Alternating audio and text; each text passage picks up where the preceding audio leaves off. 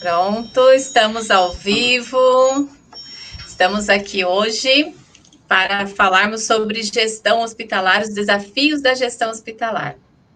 Então, eu estou aqui com alguns profissionais da área e a Eliette de Espírito da Federação Brasileira de Administração Hospitalar vai nos apresentar, então, para essa live de hoje. Espero que todos aproveitem e compartilhem, porque vamos bater um papo aqui bem interessante hoje. Liette. Então, boa tarde a todos, sejam bem-vindos. A Federação Brasileira de Administradores Hospitalares tem a honra de receber esses três grandes administradores, que eu já vou apresentá-los, para realizar esse debate. Como a Vera falou, eu sou Eliette de Espírito, superintendente executiva da FBH, que é uma entidade associativa que agrega profissionais da área de saúde que atuam na gestão hospitalar. Então, quem quiser conhecer um pouquinho mais do nosso trabalho, pode acessar o nosso site, www.fbh.org.br. Ou, quando terminar essa quarentena, é só aparecer na nossa sede para um bate-papo com um café bem quentinho. Então, vamos lá, deixa eu apresentar os nossos debatedores, que estão aqui para falar sobre desafios da gestão hospitalar, políticas públicas para a prevenção de doenças e planejamento estratégico pós-pandemia. Eu tenho aqui conosco a Vera Ventura, ela é doutora em administração, com mais de 30 anos de experiência nas áreas de controladoria e gestão de pessoas. É professora universitária em cursos de gestão, gestora educacional, membro do Banco de Avaliadores do INEP-NEC e fundadora da Associação de Desenvolvimento Sustentável, que atua como agente de política na rede de sustentabilidade. Nós temos também o Carlos Cleiton Lobato, ele é graduado do Centro Universitário São Camilo de São Paulo, em Administração de Empresas, hospitalar, pós-graduado pelo Instituto Israelita de Ensino e Pesquisa Albert Einstein de São Paulo, em Excelência de Saúde, e está há mais de 19 anos na área de gestão hospitalar.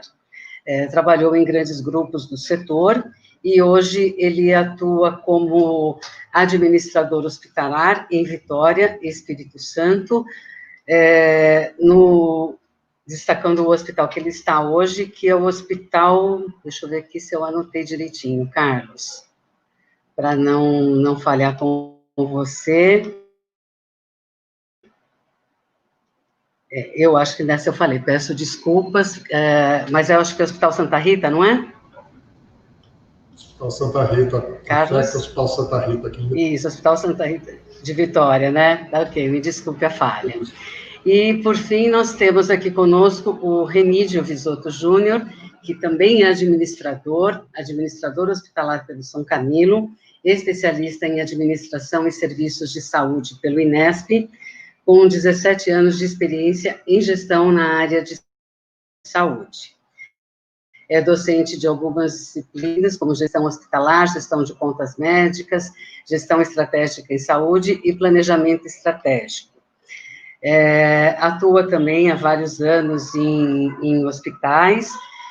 Hoje ele é membro do Conselho Fiscal da Federação Brasileira de Administradores Hospitalares e atua como gerente administrativo hospitalar na Unimed Ribeirão Preto. É responsável pela gestão de suprimentos, administrativa e de facilities. Então, eu peço a todos que façam uma breve apresentação para que as pessoas possam conhecê-los um pouquinho mais. Vamos lá, Vera, por favor.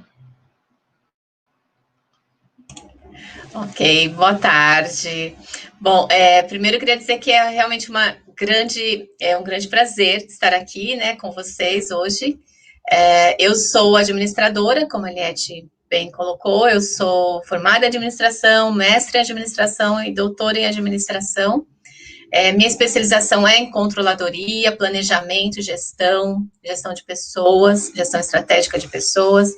O meu foco é sempre buscar soluções, né? Soluções para as organizações. Eu sou gestora acadêmica, né, gestora educacional, atuei já recentemente com cursos, inclusive, de gestão hospitalar, coordenando cursos de gestão hospitalar e outros cursos de gestão financeira, gestão pública, e etc. E eu tenho um foco, assim, voltado, como eu falei, para buscar soluções e voltado também para planejamento, planejar estrategicamente, né? Buscar soluções estratégicas para médio e longo prazo.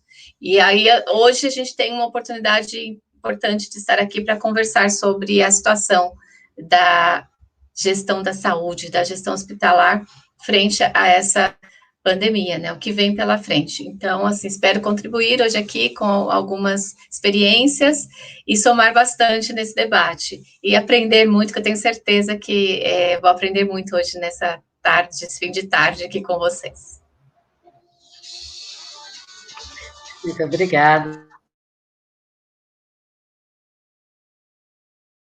E aí eu vou pedir então para o Carlos Cleiton Lobato falar um pouquinho. Olá, boa tarde. Também é uma honra estar participando da live. Fiquei muito feliz com o convite. Sou administrador hospitalar pelo Centro Universitário São Camilo. Eu estou há 20 anos já na área administrando hospitais. Administro hospitais diferentes, já administrei hospitais de diferentes portes, questões jurídicas e tudo mais, né? Hospital público, hospital privado, hospital filantrópico.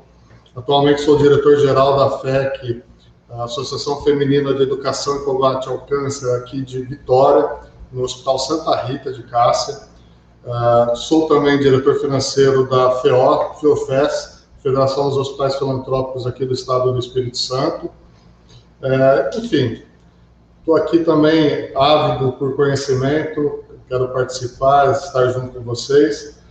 Só referente ao meu currículo, eu não sou pós-graduado ainda no Einstein, tá?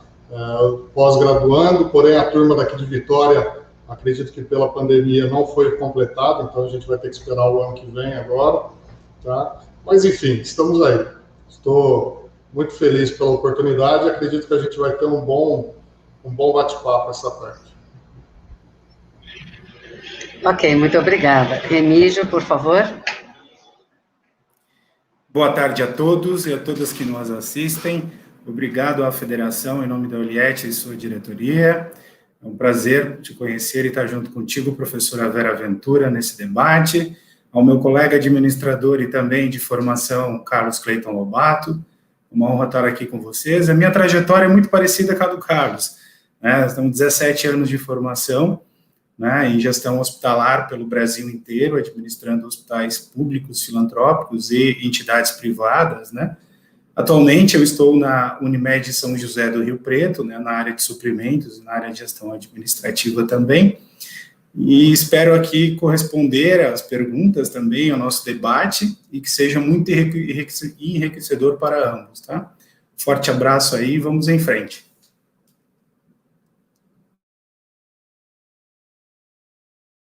Ok, muito obrigada a todos. Vamos iniciar o nosso debate.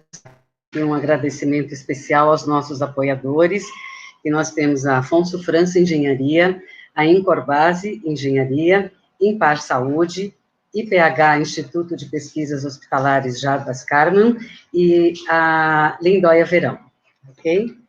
Então, iniciando o nosso debate, eu vou começar fazendo uma pergunta para o Carlos, que nós gostaríamos de que você comentasse como está a atuação da gestão hospitalar pública e privada.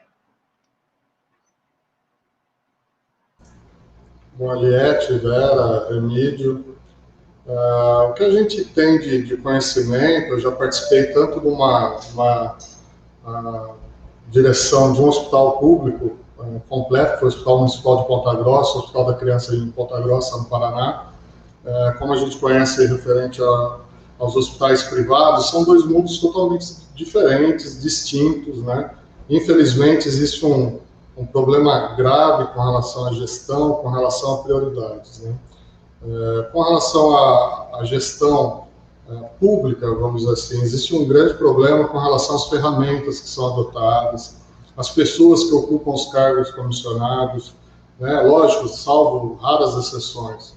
Mas o serviço público ele tem, infelizmente, uma forma de trabalho um pouco diferente do que é uma gestão profissional, do que é uma gestão com dashboards, com indicadores, com gestão de qualidade, né?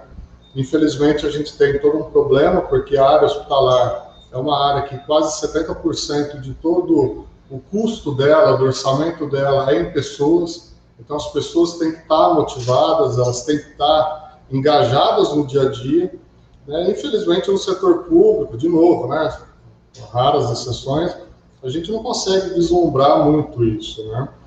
Tivemos algumas tentativas do governo com relação a modernizar o sistema de gestão, com relação às OS, com relação a fazer convênios com grandes entidades, mas mesmo assim a gente vê que isso não consegue ir muito para frente com relação a essa nova estrutura, esse novo perfil com relação aos contratos e aos hospitais públicos, né? O que a gente vê geralmente de hospital público é um hospital, via de regra, que acaba sendo sucateado, com pessoas desmotivadas, né, com a equipe médica que está lá só para fazer o horário dele, e não tem um comprometimento muito grande. E aí eu falo um pouco também da experiência do outro lado, quando a gente vai para uma entidade privada, ou uma entidade filantrópica, onde você tem que fazer muito com pouco recurso, né, que é o caso, principalmente com quem atende ainda a área SUS, que é o nosso caso aqui, você tem que ter uma gestão na ponta dos dedos, na ponta dos cascos, realmente, com relação a custos, com relação a indicadores, com relação a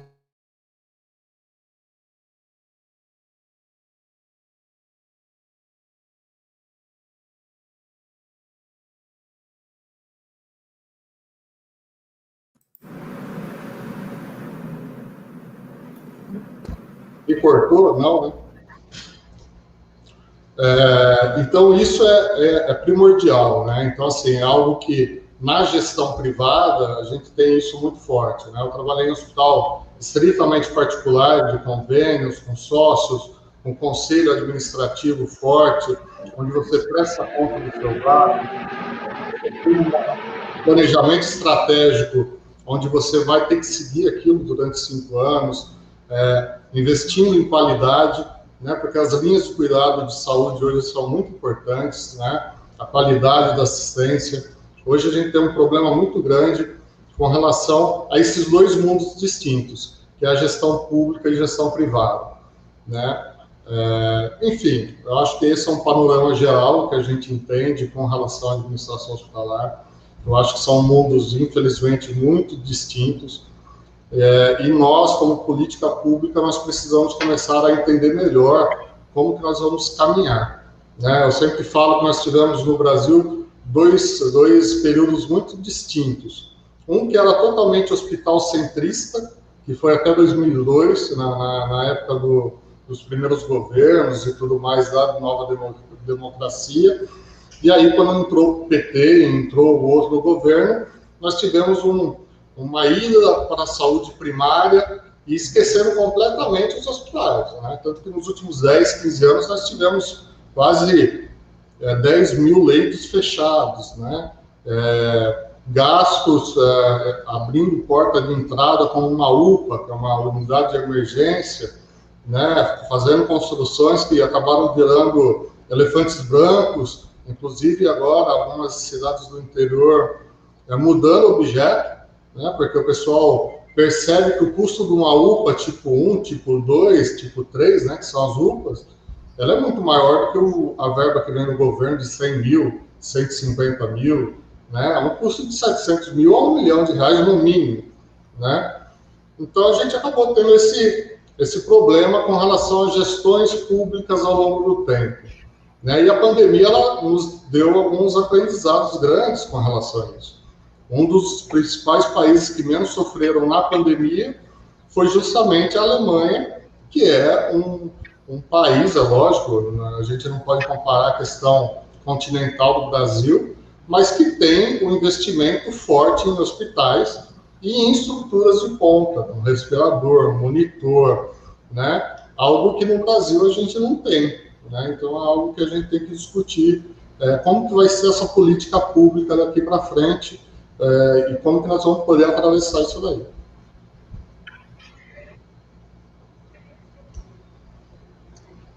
Perfeito, Carlos, bem colocado. Vera, você quer comentar, por favor?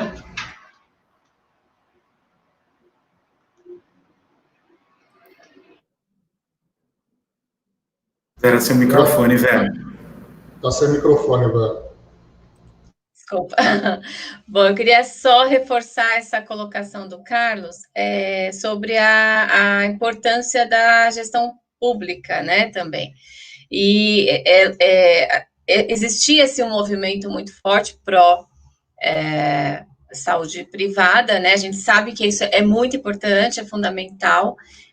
Nós temos demanda para saúde em geral, né? E a gente busca por saúde de qualidade. E agora, com a pandemia, a gente vê a importância de se investir no SUS, né? A importância do SUS, que não há como dar conta, né, de atender as necessidades, todas essas demandas da população, somente com o sistema privado e sem investir no sistema público, no sistema único de saúde. Eu achei que é sempre bom lembrar que agora a gente teve mais um exemplo dessa importância. É importante também valorizar a ciência, né, os centros de pesquisa que dão todo o suporte aí, tanto para a área pública quanto privada, né, que fortalece as chances de atendimento, de solução efetiva para a saúde. Então, acho que, independente de segmentos que nós estejamos aqui falando, é importante a gente colocar que sem a ciência, sem essa parceria, né, com a ciência, a gente não consegue resultados efetivos na saúde, independente do setor público ou privado. E sim, né, temos espaço para crescer muito na área da saúde.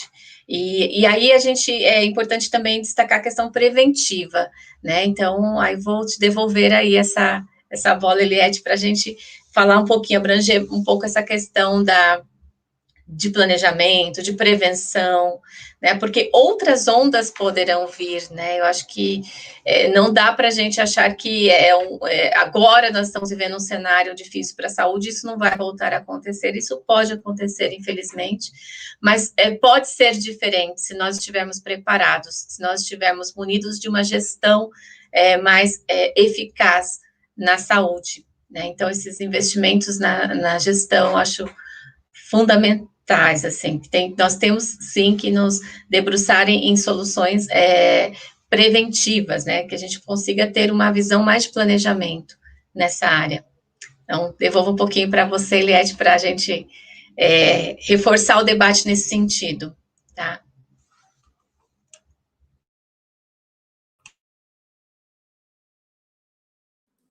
Seu microfone, Eliette.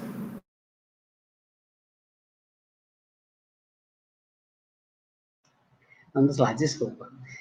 Vou devolver a pergunta, passar a pergunta para o Remídio, para ele antes comentar um pouquinho. Quais devem ser, na sua opinião, Remídio, as ações prioritárias dos gestores no planejamento estratégico preventiva para a questão? Obrigado, Eliette.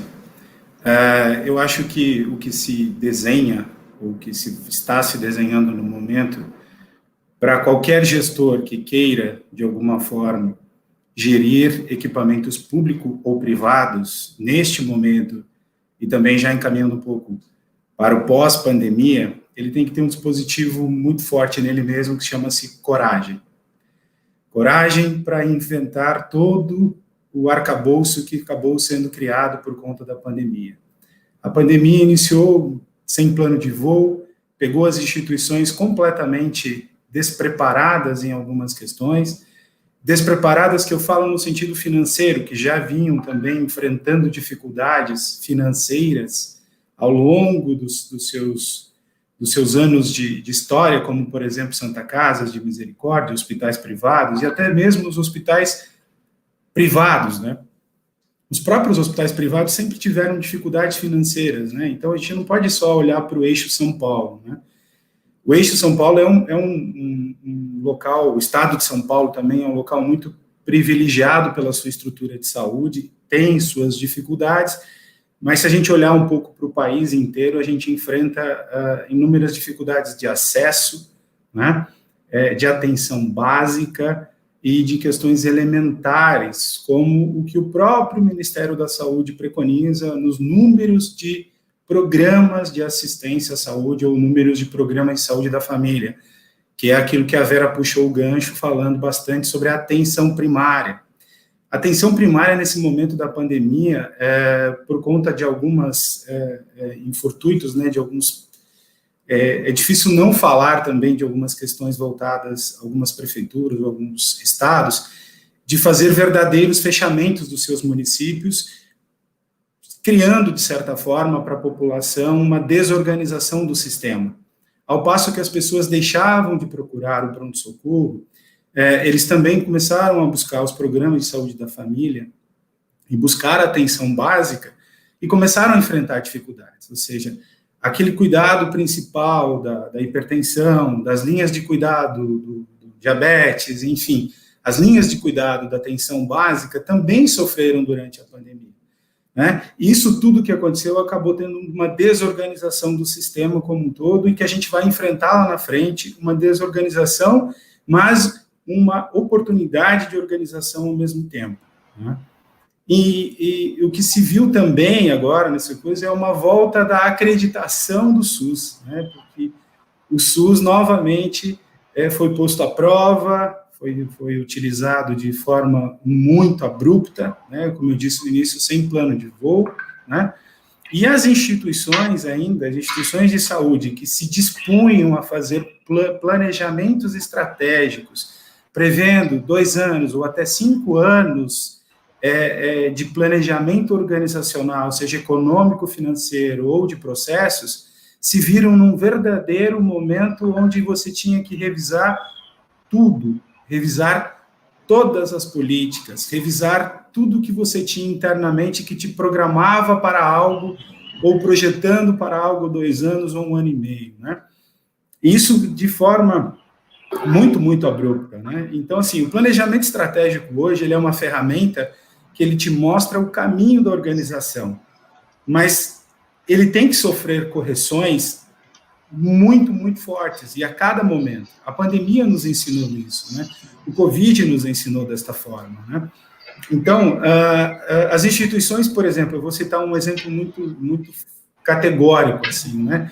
As instituições que sobreviveriam, né, ou que estavam no mercado, voltadas às cirurgias eletivas, ou que atendiam, que tinham um plantel assim, de A a Z, que faziam várias atividades hospitalares e que tinham um planejamento estratégico voltado para 2021, 2022, de crescimento ou de ampla expansão, se viram obrigadas a recuar, rever, para até mesmo se manter para não fechar as portas, né? Porque a queda de orçamento para os hospitais foi de vamos dizer, de forma muito abrupta e caindo muito abaixo do esperado, né? Tem hospitais que fecharam no vermelho, 1 milhão, 2 milhões, 3 milhões durante essa pandemia, porque efetivamente aquilo que não estava relacionado ao Covid, esse paciente ficou em casa. Então, como é que você mantém o seu planejamento estratégico em ordem do ponto de vista de pessoas dentro da sua instituição? A gente viu inúmeras instituições fazendo desligamentos, né, organizando o seu quadro de pessoas, né? A gente viu operadoras de saúde também, né, do ramo privado, perdendo vidas por conta das demissões que houveram no mercado privado, né? Então, assim, hoje, fazer planejamento estratégico para mais de 2 anos, já se falava que fazer planejamento estratégico mais de 2 anos já era um certo, vamos dizer assim, já não se recomendava mais por conta das intempéries do nosso país. Hoje eu acredito que fazer planejamento estratégico para 12 meses já é um bom planejamento e ele tem que ser feito a correções a cada momento que o meio ambiente nos proporciona, porque nós somos obrigados, nesse momento, a avançar praticamente 10 anos em tecnologia do que aquilo que estava sendo planejado. Você imagine as escolas públicas, né, tinham que planejar internet ou alguma coisa para se ter dentro das escolas, e foram obrigadas, em menos de meses, montar toda uma estrutura para atender os seus alunos. Então, assim, eu acho que se urgenciou muitas coisas, né? Muitas coisas a gente teve evolução, como a parte de tecnologia no país, a parte de infraestrutura do nosso país foi posta à prova. Então, quando você tem um planejamento ordenado para isso tudo, e você não corrige ele imediatamente, você fica fadado ao fracasso, ou até mesmo sair do mercado, que foi o que aconteceu, né? Você dá citar um outro exemplo também, que não está muito relacionado à área hospitalar, mas você imagina aquele restaurante que a gente estava acostumado a ir todos os dias, que fornecia um serviço apenas de atendimento ao público, né? O à la carte, que você vai até o restaurante. De uma hora para outra, para ele não sair do mercado, ele se viu obrigado a ir para o fast food, desculpe, a ir para o teleentrega, né? Então, ele teve que se reorganizar isso tudo. Trazendo isso para dentro de um hospital, por exemplo, quando eu tive todas as cirurgias eletivas suspensas, o centro cirúrgico foi praticamente indo a zero, como organizar as finanças se o seu planejamento estratégico te apontava um crescimento da sua margem de rentabilidade em torno aí de 10% ou 20%, sendo que a sua receita caiu. Então, volto lá para o início, o administrador hospitalar que se dispor daqui tiver à disposição de administrar qualquer equipamento da pós-pandemia, ele terá que ter muita coragem na mão. Coragem para arriscar e coragem para fazer o seu planejamento muito rápido, agir de forma muito rápida. Ok?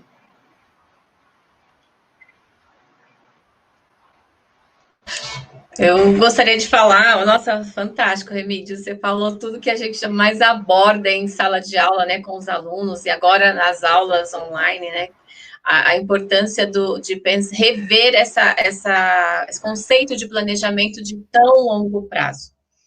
E o que a gente sempre trabalhou com os alunos é que um planejamento bem elaborado tem que ter aí uns 5 anos para ser chamado de planejamento estratégico. Porque estratégico é algo a longo prazo.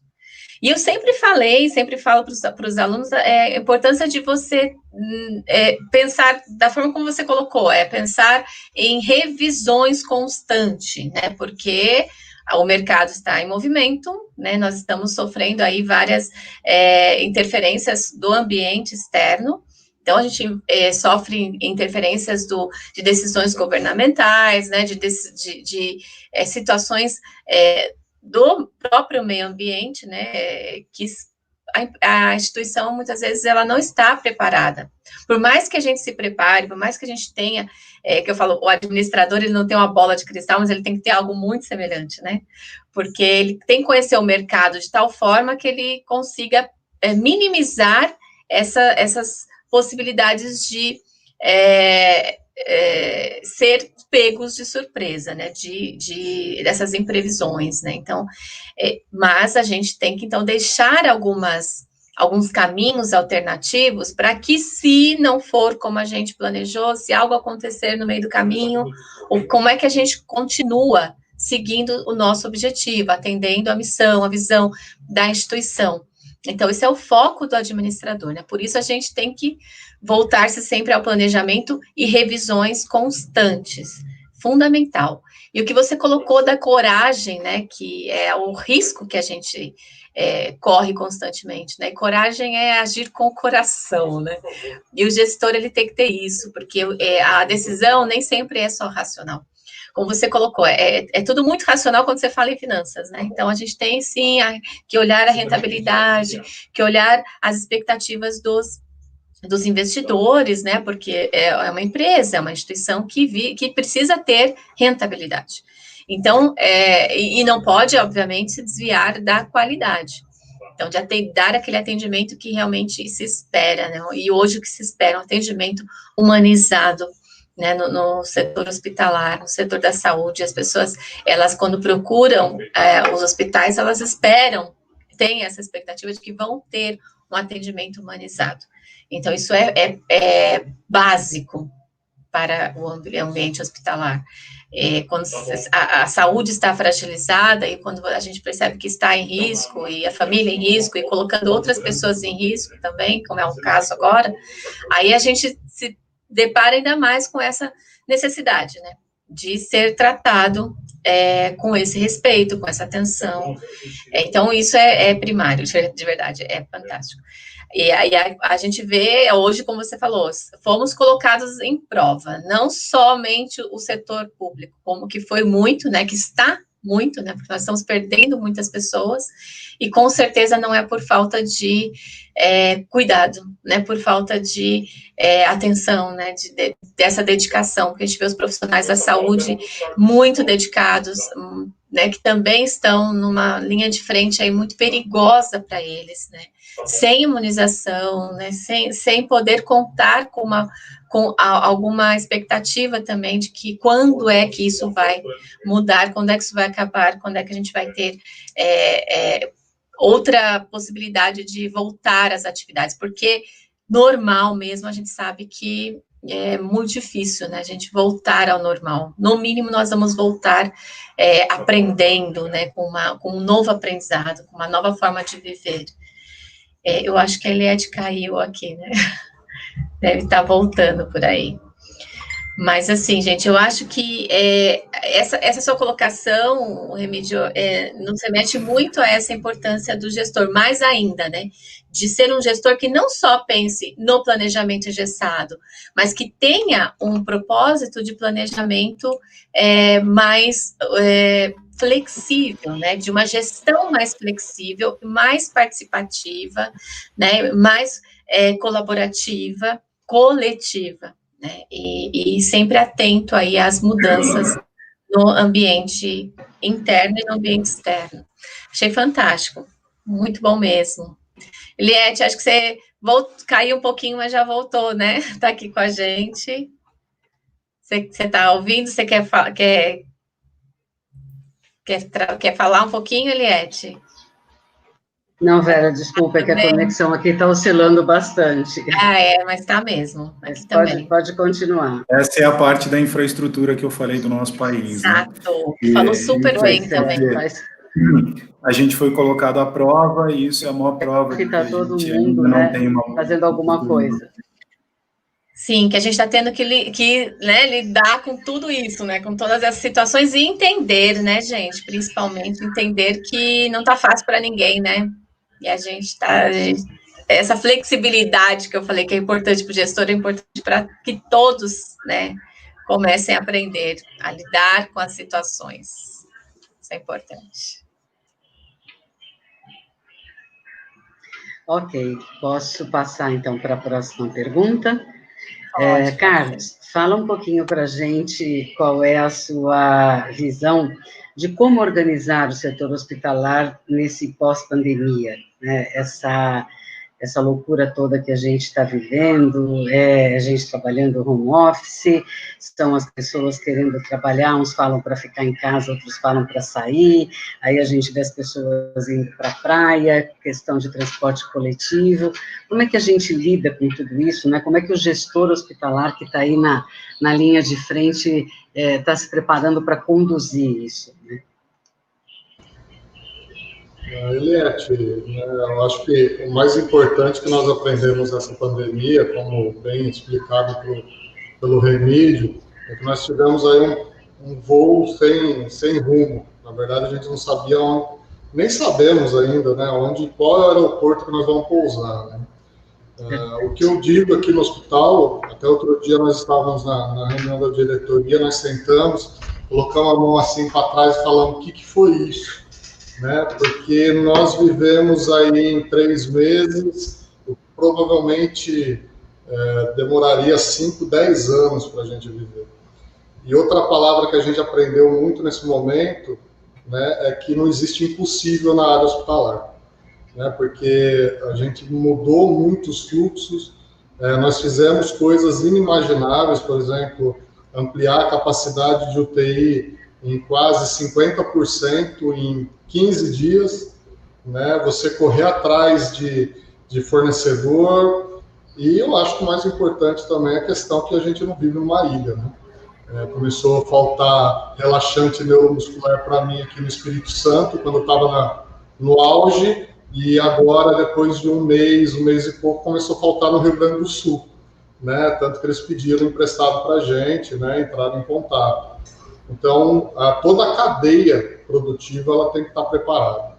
Nós aqui da FEC, né? A gente se preocupa muito com a segunda onda, e não é nem a segunda onda da pandemia de Covid. A gente se preocupa muito com a segunda onda das demais doenças. Apesar da gente ser...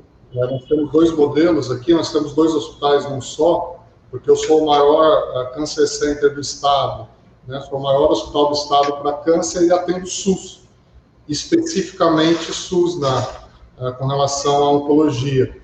E sou um hospital geral também com oncologia, mas eu sou um hospital geral para planos de saúde convênio.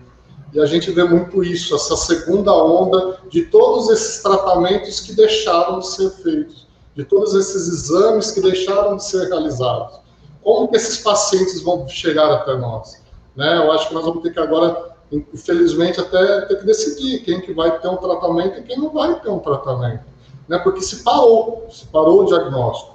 Simplesmente não se fez mais nada nesses últimos meses do que se falar de Covid. Né? Nós aqui no Espírito Santo, nesse momento, nós estamos numa situação bem favorável, né? Nós já estamos voltando todas as rotinas, os casos caíram muito. Para vocês terem uma ideia, nós chegamos a ter 40 pacientes em UTI Covid, hoje eu tinha 5, né? Então, assim, é algo absurdo a diferença. Nós chegamos a fechar uma ala toda para Covid, hoje só está uma parte dela fechada de enfermaria, né? Então, teve já esse refresco. Lógico que a gente tem que continuar se preocupando, né? Aqui tem praia, o pessoal vai muito para a praia, né? Mas, assim, o que preocupa realmente é a segunda onda. Como que vai vir esses pacientes, como que eles vão chegar até nós, né? Isso o Remídio deve estar passando no hospital, eu estou passando aqui, paciente que problema cardíaco seríssimo, chega aqui já para ter que operar, né? Porque ele não foi embolizado antes e tudo mais.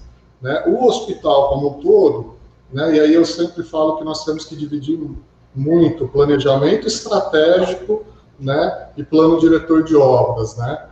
Nós aproveitamos toda essa pandemia e o nosso plano diretor de obras não parou, tá? Apesar de toda a dificuldade de logística, pessoas que não queriam vir aqui, não sei se o Remídio passou, os outros passaram, mas tinha reportagem, o pessoal precisava vir fazer uma reportagem no hospital, pedia para a gente ir lá na rua, eles não queriam entrar no hospital, com medo da Covid, né? Um negócio assim surreal para todos nós, né? Mas também foi tudo que foi feito, né, que a gente teve de notícia em relação à Itália, principalmente, né, que foi talvez o mais grave de todos, que colapsou, tá? Então, a gente tem que dividir muito bem isso. Eu acho que o pós-pandemia, nas nossas instituições que têm gestores profissionais fortes, que não tenham medo, né, Remídio? Né, eu acho que nessa fase também, o gestor hospitalar ele tem que aprender uma lição muito importante. Ele não trabalha sozinho, né? E nós vimos a mudança de rumo, inclusive da OMS, muitas vezes. Né? Uma hora não precisa usar máscara, outra hora precisa usar máscara, uma hora não faz isso, outra hora... Então, assim, nós não vivemos, nós não somos gestores sozinhos. Nós temos que ter um time, tá? E empoderar esse time. Acho que isso é o mais importante, né? Porque escutar médico, escutar o pessoal da ponta, o medo foi geral, o medo foi para todos os colaboradores. Eu, no final de semana, eu gastei máscara, eu gastaria nenhum mês inteiro. Foi o primeiro final de semana da pandemia. Todo mundo ficou apavorado, né? Então, a gente tem que entender também... Você entrou em pânico mesmo. A gente tem que entender o lado de todos, né? Teve um médico, uma situação aqui, que ela se encapotou, que ela parecia um astronauta para atender o paciente. E não era essa a questão, né? A gente tem que ter todo o fluxo, tem que ter toda a linha de cuidado. O que a gente leva para o futuro? Nós aqui, pelo menos internamente, com o nosso time de qualidade, com nossos gestores, nós estamos fazendo um plano de aprendizagem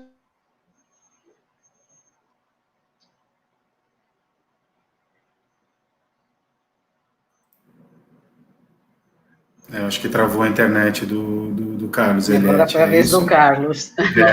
Parece. Voltou, Carlos. Voltou. O que a gente está fazendo é um plano de aprendizado, porque eu também tive na pandemia do H1N1, né? E foi totalmente diferente, porque a gente tinha um protocolo de atendimento. E o Covid ele veio para desestruturar toda essa cadeia. Ninguém sabe de nada, até hoje, né?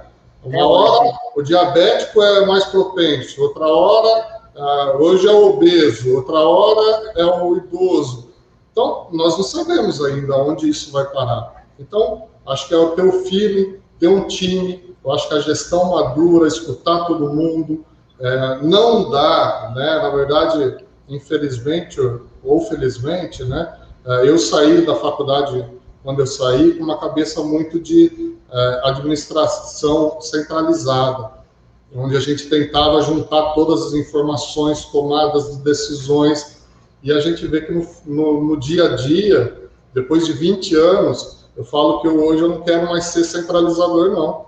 Eu quero ter um time bom, eu quero ter um time que eu possa confiar, né? Porque senão você fica louco, o cabelo fica mais branco do que já é, e você não consegue dar conta, você não é onipresente, né? Então, essa figura de participação, né? Por isso que eu falo muito, e eu tento muito deixar o RH envolvido. Nós fizemos campanhas internas buscando motivar os profissionais. Sim, coisas singelas, né? Mas que tentou-se, pelo menos, mostrar para todos que nós estávamos aqui, estávamos juntos, né? Diferentemente de alguns hospitais, nós contratamos gente, né? Porque nós temos uma força de trabalho de quase 2.000 colaboradores, entre diretos e indiretos. Chegou um momento que tinha mais de 100 afastados. Então, ou a gente reforçava o nosso quadro, ou, com certeza, a gente teria muita dificuldade. Nossa, que grande desafio, né, Carlos, para vocês. É uma questão eu muito achei complexa, fantástica a sua fala. né?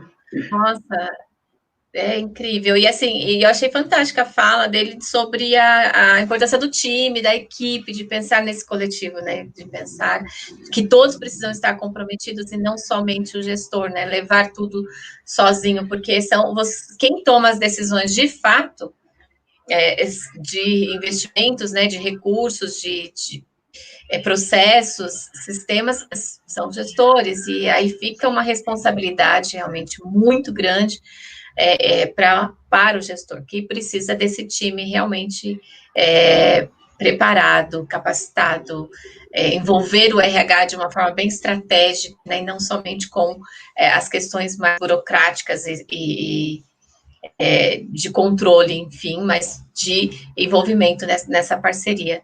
Achei fantástico. Aí eu queria só colocar, assim, para você, algo que eu acho que pode ser uma tendência, né, para a área nos próximos, após pandemia, que é algo que já foi testado agora, e me parece que tem dado muitos resultados positivos, que é o teleatendimento, né, que é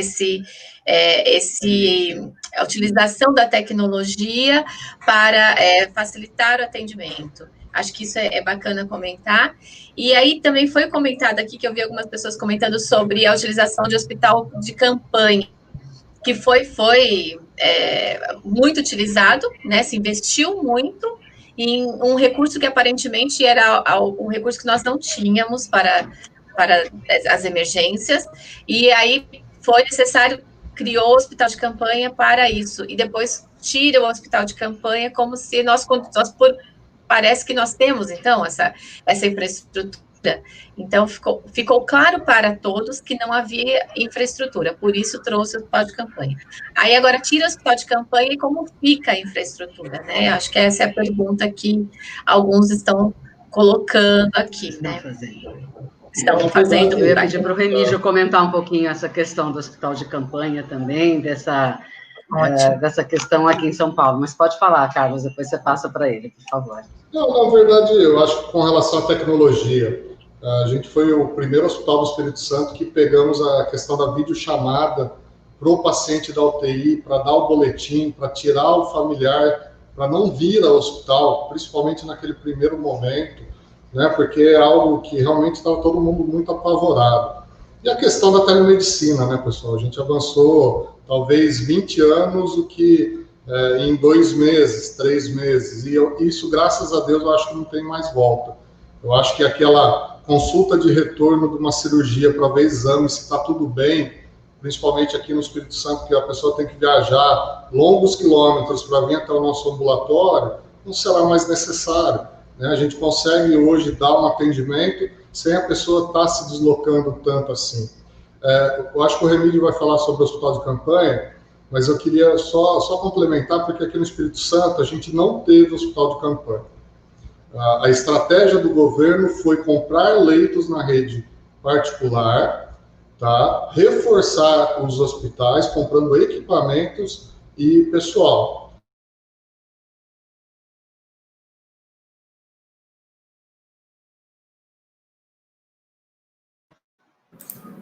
Eu acho que travou a internet, de novo.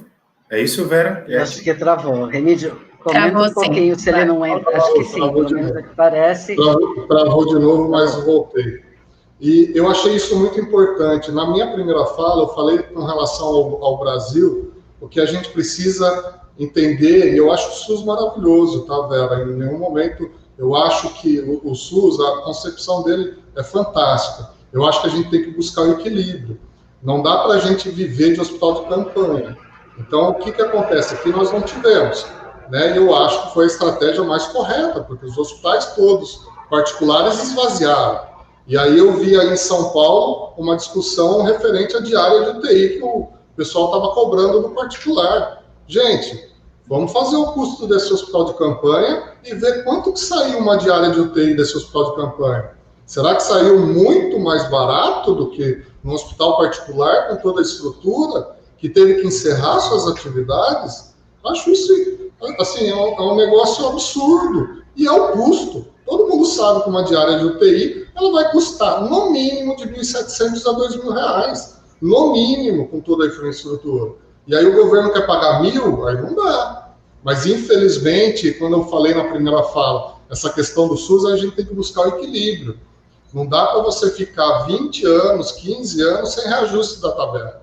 Eu lembro quando eu comecei em administração hospitalar, os primeiros hospitais que eu administrei, todo mundo queria montar uma hemodiálise.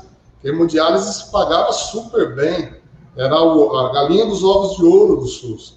Hoje, todo mundo quer entregar a hemodiálise. Ficou 10, 15 anos sem reajuste. E tudo dolarizado e com todos os reajustes de funcionários ao longo do tempo. Então, nós precisamos encontrar o meio termo. Não dá para você ficar pensando que a tabela SUS ela vai suportar continuar sem reajustes.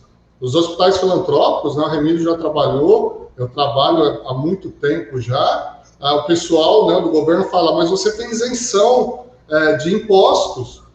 Lógico que eu tenho isenção de impostos. Eu queria ter uma tabela de verdade e pagar todos os impostos, né? O que a gente recupera de impostos não paga nada referente a todo atendimento. Só exemplo do meu hospital, em 6 meses, nós tivemos um prejuízo no SUS de 18 milhões. 3 milhões por mês. Se eu pagasse imposto só em cima do meu faturamento de particular e convênio, eu não teria esse prejuízo, não pagaria isso de imposto nunca. Então, a gente precisa agora buscar esse equilíbrio. Né? A tabela SUS não dá para ficar tanto tempo sem reajuste. E na hora que a gente pensa do orçamento todo, o que é a tabela SUS? Ela é 30 bilhões, ela é 30% do orçamento. Será que não dá para você começar a reajustar? Será que não dá para você mudar esse perfil? Eu acho que é isso que a gente precisa, eu acho que o Brasil precisa amadurecer muito isso.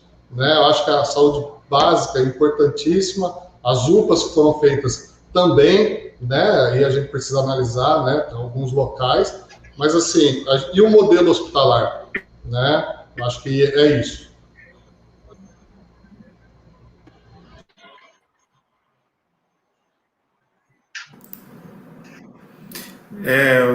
Liette, a gente já se estendeu bastante no nosso tema, mas vamos falar um pouquinho também da cidade de São Paulo, que o Carlos abordou muito bem.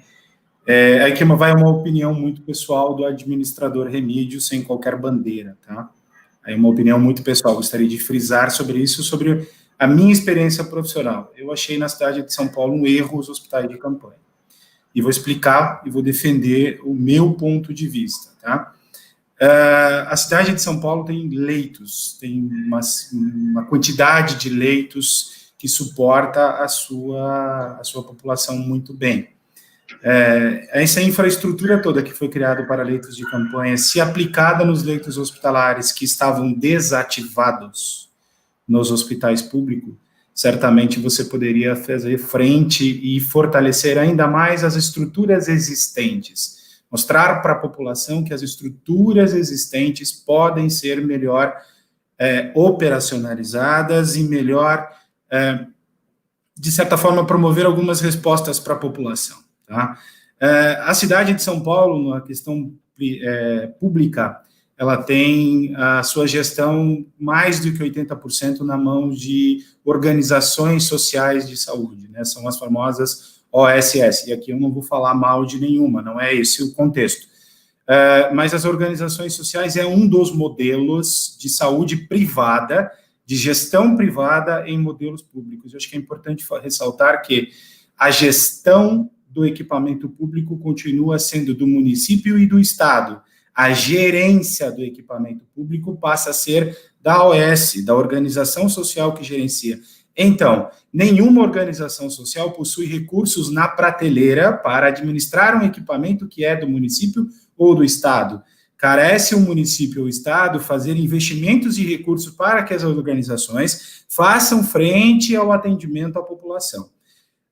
Na magnitude que foi montado os hospitais de campanha, o investimento que foram feitos, dava para ter comprado muitos diárias, não dá nem para mensurar aqui, eu não quero fazer nenhum cálculo para não rechaçar de forma política, ou de alguma forma, não é isso, são dados, são fatos. Se alguém quiser ter um interesse, basta entrar no portal da transparência do município de São Paulo do Estado, que a gente vai ver o valor investido nisso e o quanto, que o meu colega administrador disse, quanto custa uma diária de UTI, né? Então, se você investisse e contratualizasse os leitos dos hospitais, se você tivesse contratualizado o leito dos hospitais, que praticamente ficaram vazio pela ausência dos pacientes durante a pandemia, muitos talvez não teriam fechado a porta, ou muitos não seriam adquiridos a preço mais inferior do que valem. Enfim, novamente, planejamento, né? Não existe um planejamento em saúde pública.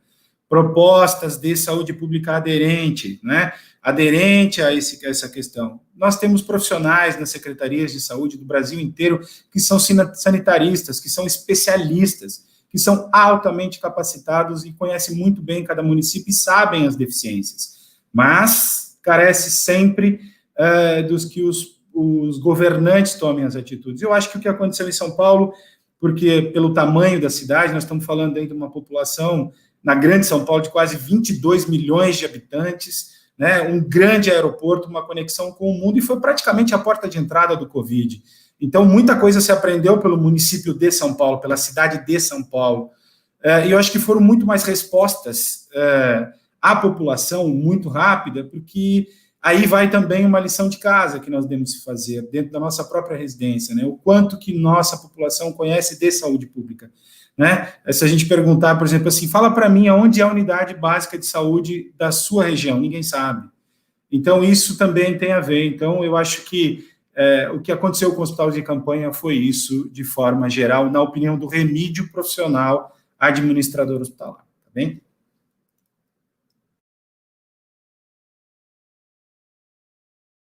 Muito bom, excelente a sua colocação, acho que é exatamente o que a gente vê, é claramente, né, o que acontece. Muito obrigada, muito bem colocar. Fantástico, falta planejamento, né, realmente. Ok? Bom, então, Eliette, tudo bem? Está com alguma falha lá, algum delay. Mas, olha, eu acho que o ponto principal é esse, né? Então, a gente fala que houve, como vocês também colocaram, houve uma situação inesperada, ninguém jamais conseguiria planejar nesse nível, né, de emergência, mas as estratégias que foram adotadas, as ações governamentais, né, que foram tomadas, tinham, claro, um pano de fundo político, né, e isso, com certeza, foi o que acabou acarretando aí, e a gente viu que até desvios aconteceram, assim, né, muitos desvios, né, então, havia também, como infelizmente acontece no nosso país, muito, uma defesa de interesses que não estavam vinculadas ao que realmente era emergente, que é a saúde pública, né, uma situação que, lamentavelmente, nós tivemos muitas perdas de muitas vidas, né, e continuamos tendo, né, então,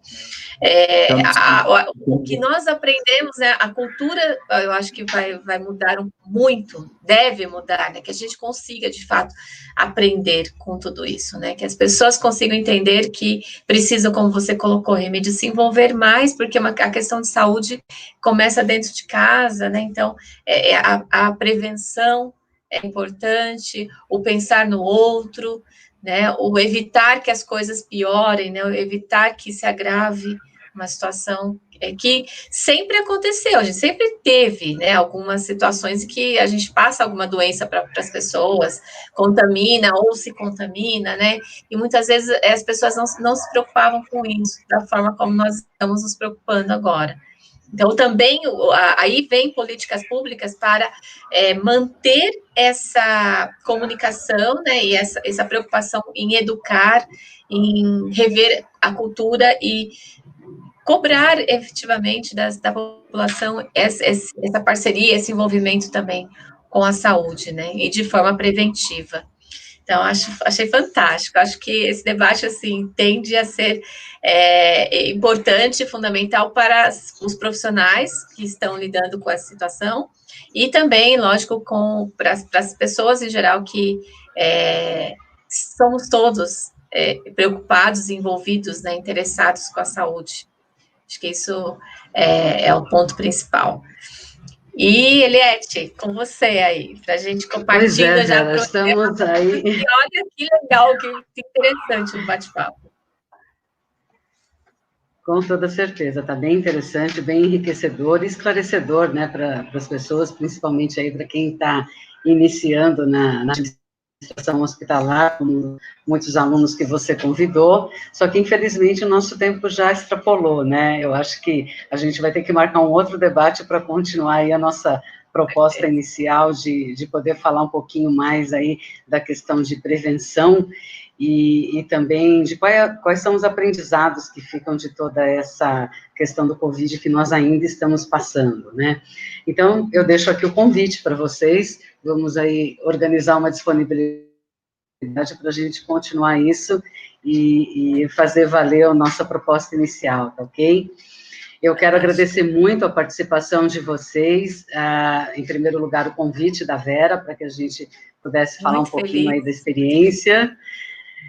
Agradecer ao Remídio, ao Carlos, que estão dispondo do tempo deles, são brilhantes administradores, são pessoas aí que têm um tempo restrito, né, bem controlado, e estão aqui com a gente para poder compartilhar um pouquinho da experiência e do conhecimento, e agradecer também ao público que está nos prestigiando, estou vendo aqui pelos comentários bastante gente, bastante associados da federação, gestores de outros hospitais, o que muito nos orgulha, né, porque essas pessoas estão dedicando-se para estarem aqui conosco.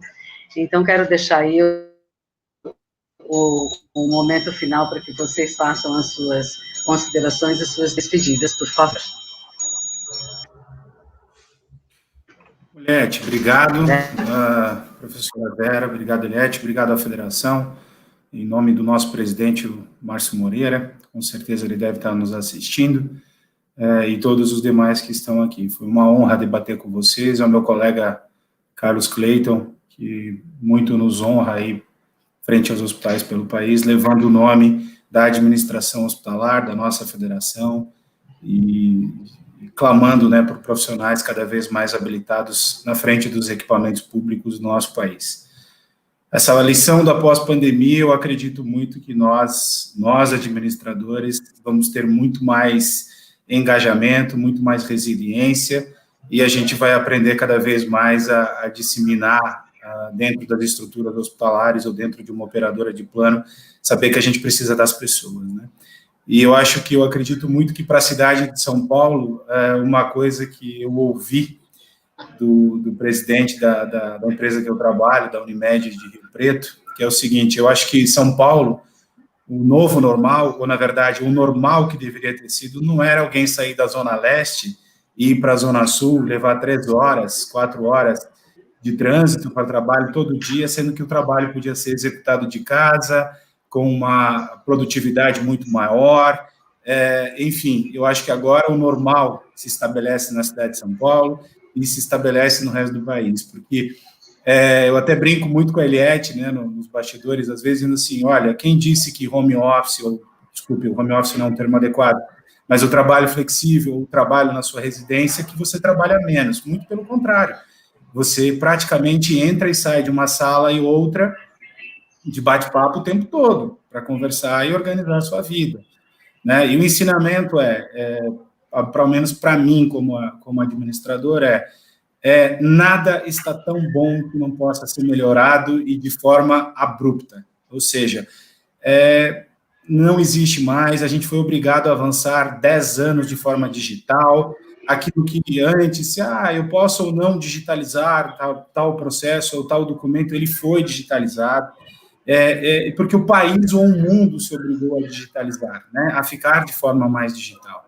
Mas olha que coisa bacana, nós estamos aqui nos 4 debatendo, que parece que estamos muito próximos, porém, um em cada local. Talvez antes da pandemia, organizarmos live assim seria tão diferente. Imagine o futuro dos congressos presenciais, de como, enfim, eu acho que mudou muita coisa. A gente tem uma tendência muito natural a respeitar algumas coisas e outras nem tanto. Eu ouvi muito bem a professora, por exemplo, a professora Terezinha Covas, ontem, falando numa live muito importante. Ela falou, que me chamou muita atenção, ela falou assim: o errado é mandar os seus filhos para a escola, mas o correto é mandá-los para a praia.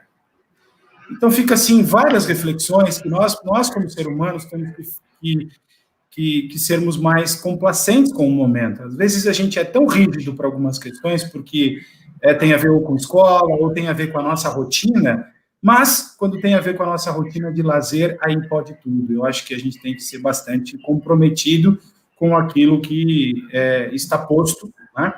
E o desafio para o administrador do pós-pandemia eu volto a dizer, ele vai ter que ter coragem para inovar e para dizer, sim, eu posso, pode fazer.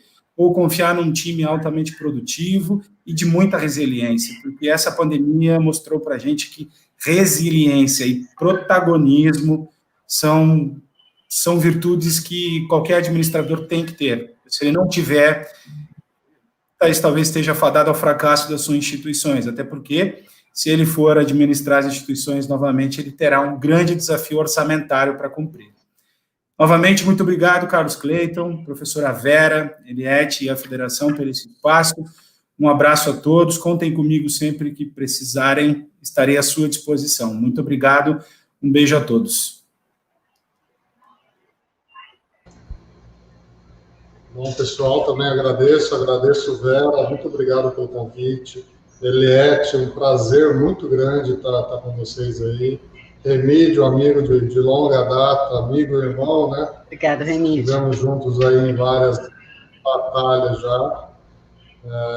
E assim, queria agradecer a todos, e eu acho que o que fica também nesse pós-pandemia para a gente sempre fala que o administrador ele tem que estar em constante mutação, sempre estar aprendendo.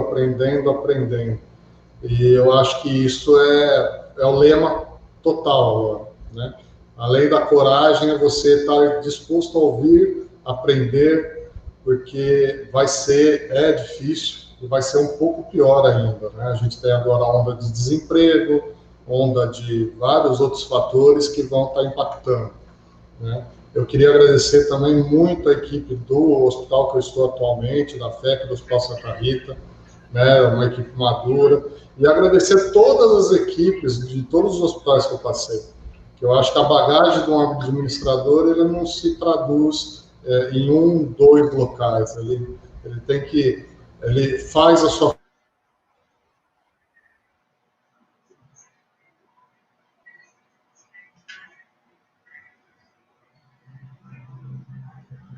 Acho que a internet do Carlos... A internet adora travar. A minha internet está adorando travar. Isso precisa melhorar. A internet é algo que, no futuro, realmente, a gente precisa melhorar. Mas queria agradecer muito. Vera, muito obrigado. Eliette, Remídio, obrigado mesmo, meu irmão. A Federação Brasileira de Administradores Hospitalares. Acho que, realmente, assim, em 2002, nós tivemos uma lei que quase saiu do papel, que obrigaria todos os hospitais a ter um administrador hospitalar. Infelizmente, não foi para frente, mas é algo que a gestão profissional, a gestão feita por pessoas capacitadas pode mudar a saúde pública brasileira. A gente tem que pensar muito, novos modelos de remuneração, como que vai ser isso daqui para frente. Não dá mais para ter uma inflação de saúde 3, 4, 5 vezes maior do que a oficial. Então, a gente precisa sentar agora com todos os players e entender o que dá para se fazer para ter uma saúde sustentável daqui para frente. Um abraço. Obrigado. Fantástico, gente. Nossa, eu tô aqui muito emocionada de estar aqui com vocês, de ouvi-los, né? Eu tenho que agradecer muito a participação de vocês, Remídio, Carlos, agradecer a todos que estão assistindo. Estou muito feliz, né, com esse movimento, com essa preocupação, né, e a valorização das pessoas com esse tema. Isso é fantástico. Agradecer ao Márcio Moreira também, que a gente sabe que é um super parceiro, também uma pessoa muito preocupada com a qualidade da administração hospitalar, com a profissionalização, como vocês bem colocaram. E dizer que, assim, fica claro e evidente o quanto é importante investir na formação de profissionais, né? O quanto é importante formação de qualidade para os gestores, de fato, porque é o que a gente observa. E administrar recursos não é uma tarefa fácil, né? Exige muito conhecimento, exige muito cuidado, muita atenção. E aí, assim, me coloco à disposição também, lógico, alguns colocaram aqui para a gente trazer outras lives com esse assunto. É uma intenção minha, sim, investir nessa especialização dos profissionais. Essa é a minha missão enquanto profissional, enquanto pessoa, né? Que as pessoas estejam capacitadas, tenham oportunidades de aplicar o seu conhecimento, né? E a gente precisa disso, existe essa demanda. Agradeço imensamente, tá? A participação de vocês. Deixa a Eliette voltar aqui para a gente dar um tchau, né? Estou muito, muito feliz. E assim, aquela máxima que a gente usa em gestão, que a gente precisa pensar globalmente, né? Está muito claro agora, porque os impactos podem ser globais em todos os nossos ambientes, e agir localmente, estar preparados para agir de acordo com a necessidade de cada região. Como vocês colocaram, São Paulo é uma região que tem algumas necessidades que, de repente, Ribeirão e Vitória, né, o Espírito Santo, não tenha a mesma necessidade. Então, a gente precisa pensar nessa diversidade também, nessas diferenciações. Achei ótimo esse debate. Só tenho a agradecer mesmo a participação e me colocar à disposição de vocês também, tá? No que vocês precisarem, contem comigo. Estou aqui para contribuir no que for possível, para a gente ter mais administradores eficientes e eficazes na gestão hospitalar. Muito obrigada, de coração. Eliette, estou aqui já me despedindo. Obrigada por vocês, obrigada, Eliette. Para mim é um prazer imenso estar com você. Acho que a gente tem muitos projetos para desenvolver na linha da qualificação profissional, especialização, né? E vamos continuar. Muito obrigada a todos pela audiência, pela atenção, e um forte abraço. Fiquem bem, vamos continuar nos cuidando. Isso é importante. Obrigado, gente. Boa noite. Obrigada, bom fim de semana. Noite. Tchau. Boa noite. Tchau, tchau, gente. Até mais. Tchau, tchau.